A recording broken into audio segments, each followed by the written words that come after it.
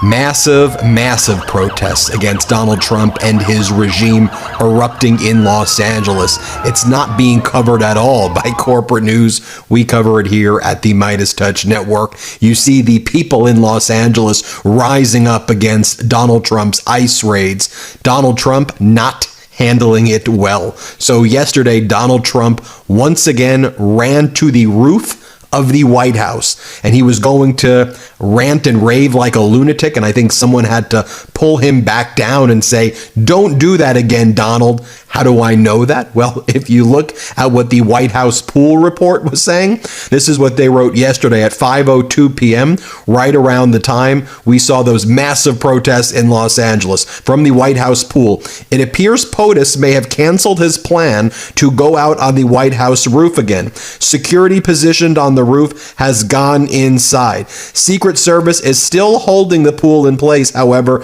in case POTUS does indeed go onto the roof. And then shortly before that, the White House pool report said, the pool has been informed that POTUS is headed to the roof of the White House. We are now positioned outside. You'll recall earlier in the week, Donald Trump was ranting and raving like a lunatic from the roof of the White House that he wanted to put nuclear weapons on the White House. He was being asked, "What are you doing up there?" He said, "I want to put nukes on the roof." And people are like, "What?"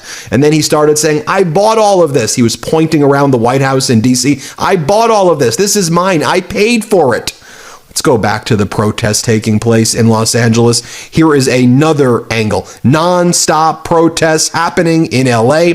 They're not being reported or televised, except for here on the MeidasTouch Network. We are the media now. Here, play this clip.